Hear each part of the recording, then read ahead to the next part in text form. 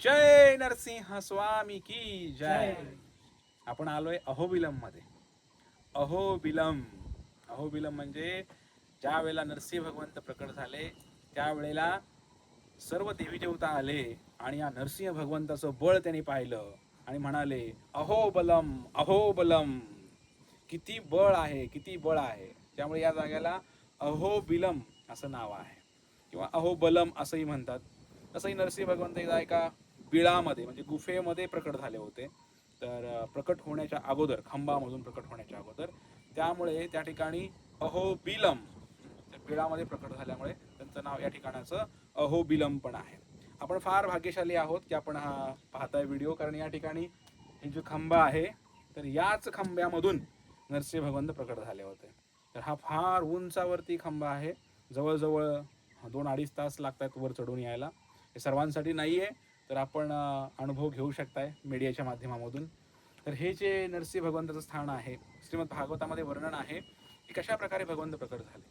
जर एखाद्या हरिभक्ताला त्रास दिला गेला तर भगवंत याची जरूर रक्षा करतात. भगवद्गीतेमध्ये सुद्धा भगवंतानी आश्वासन दिलेलं आहे, सांगितलेलं आहे, माझ्या भक्ताचा कधी नमे भक्त्या प्रणश्यती, कधीही नाश होत नाही.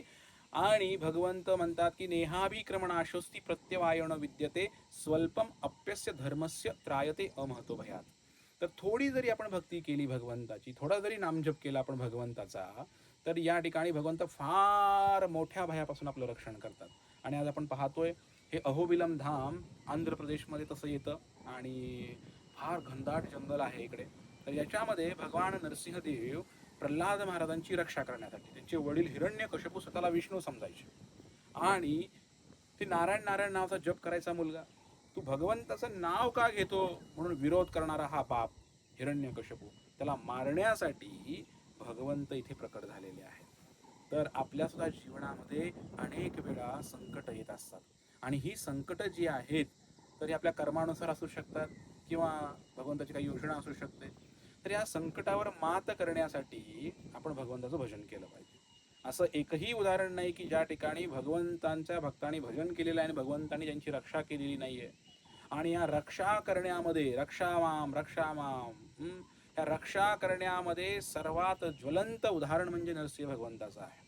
भगवान नरसिंहदेव यांनी अतिशय भयानक अशा परिस्थितीमधून प्रल्हाद महाराजांची रक्षा केलेली आहे. ह्या दर्या वगैरे आपण पाहता इकडे, तर या दरीमध्येच प्रल्हाद महाराजांना ढकलून देण्यात आलं, उकळत्या तेलामध्ये टाकण्यात आलं, पिसाळलेल्या हत्तीच्या पायामध्ये देण्यात आलं. त्याची बहीण होती त्या हिरण्यकश्यपूची, काय नाव तिचं, होलिका, त्या होलिकाने त्याला अग्नीमध्ये घेऊन बसले. तर अशा प्रकारे या ठिकाणी आपण पाहतोय की इतकं त्रास देऊन सुद्धा भगवान नरसिंहदेव जे आहेत या नरसिंहदेवानी या ठिकाणी त्या हिरण्यकश्यपूचा अंतिमता वध केलेला आहे. त्यामुळे ज्या पक्षामध्ये कृष्ण आहेत, जयस्तु पांडु पक्षाणाम येषाम पक्षे जनार्दना, ज्या पक्षामध्ये जनार्दन भगवान नरसिंहदेव आहेत त्यांचा विजय नक्की आहे.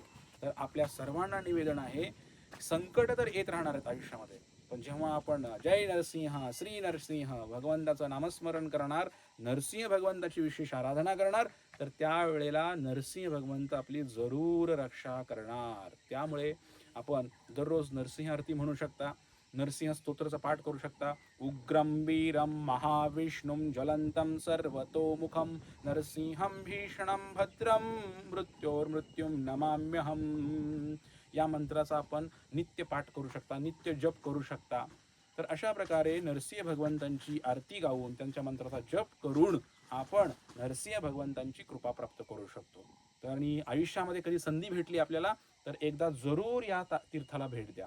अतिशय पवित्र तीर्थ आहे हे अहोबिलम धाम आणि नरसिंह भगवंतांचं प्राकट्य स्थळ आहे. एक अविस्मरणीय अनुभव आपल्या जीवनामध्ये आपल्याला राहणार आहे आणि नरसिंह भगवंताची कृपा सुद्धा आपल्याला भेटणार आहे. त्यामुळे सर्वांना निवेदन आहे, अवश्य एक वेळ या अहोबिलम धामाला आपण भेट द्या. जय नरसिंह श्री नरसिंह, नरसिंहदेव भगवान की जय. भक्त शिरोमणी प्रल्हाद महाराज की जय. अहोबिलम धाम की जय. श्रील प्रभुपाद की जय. जय. गौर प्रेमानंदे हरी हरी हरी हरी बोल. बोल.